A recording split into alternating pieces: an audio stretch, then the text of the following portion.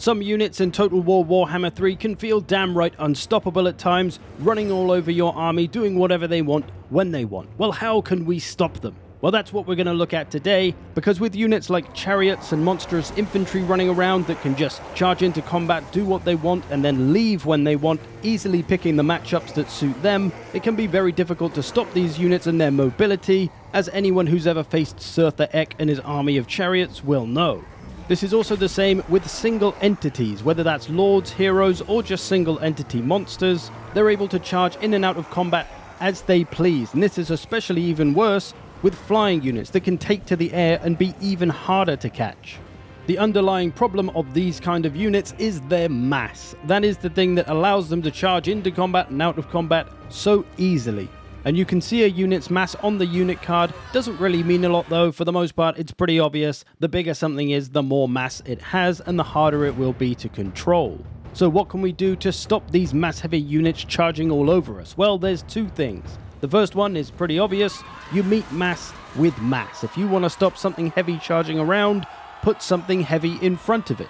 As you can see here, even a unit of light cavalry has enough mass overall to stop this big heavy chariot from charging through them.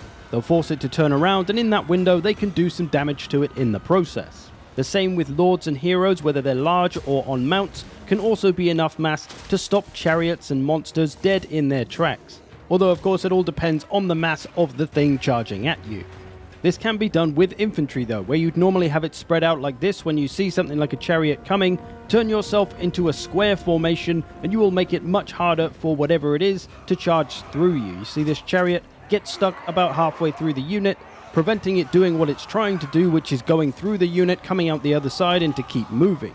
So all these things are means of control for these units that are going to cause us trouble if we just let them charge around and do whatever they want. This can be especially important if you've got a ranged heavy faction with lots of missiles that you need them to keep firing all the time.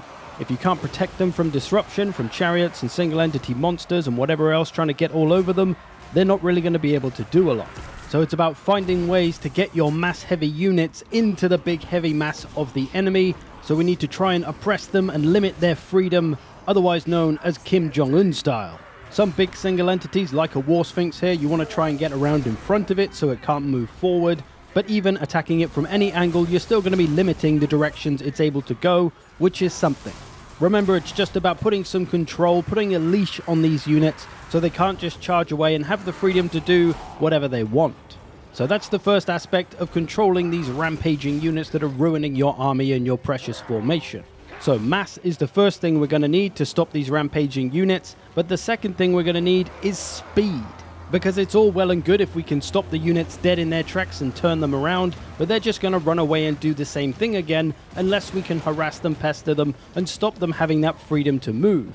This is where faster units come into play, like doggos, cavalry, and flying units. They will very often, depending on the speed of the two units of course, be able to catch or at least keep up with these units that are trying to charge around, and they'll be able to disrupt their movement, be able to stop them charging, be able to draw them into a fight, which will take them out of the battle, which buys time, which is also a useful tactic. They can just stick to them and be an absolute nuisance and make it hard for them to move. And this is especially important when it comes to flying units, because when they disengage in combat, they'll take a few steps and then they'll take off into the air. But while they're taking those few steps, if you can get a hit in on them with anything, it'll stop them being able to take off, and that can draw them into a fight and keep them where you want them, rather than them having that mobility to go wherever they want. As you can see we're doing here with the Saber Tusk pack on this big bird, it's allowed the cavalry time to catch up and then start putting some damage on him, and he can't get away now. He has to just stand there and fight and probably die or have someone come and save him. So we're taking control of an incredibly mobile unit. Here we've got some Slanesh chariots who are naturally very fast at 100 speed, but I've got some Kosovoite dervishes on them. Their mass has stopped them charging forward. They're going to try and run away, but the dervishes are pretty quick themselves, so they're able to keep pace and are all kind of tied up in the chariots, which stops them being able to freely move. It holds a chariot or two back. The other two have run off. It's just messing with the chariot's freedom and formation, and we're staying on them. Even when they do get loose, we're going to stay on them and again keep harassing them, keep annoying them, stopping them from running around freely as they want to do. And this is just a cheap unit of dervishes able to hold this chariot in place and either just buy time and keep them out of the battle, as I said, or buy time for something stronger to come over and quickly take those chariots out.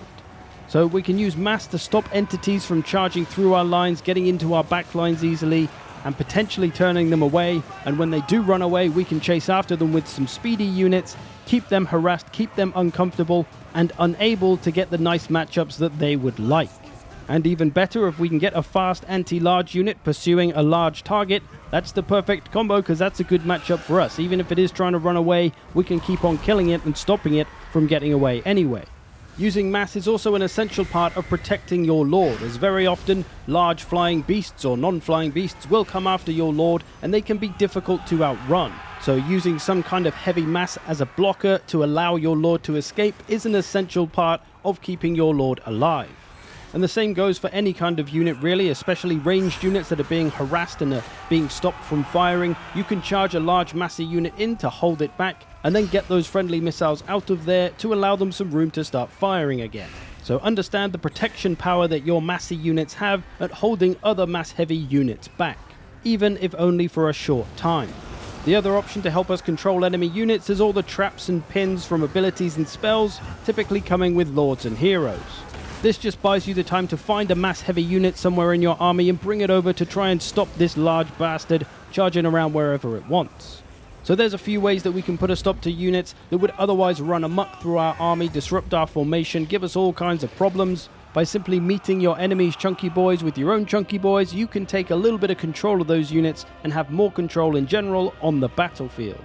So there we go. I hope you've enjoyed this. Thanks for watching. I will see you in the future.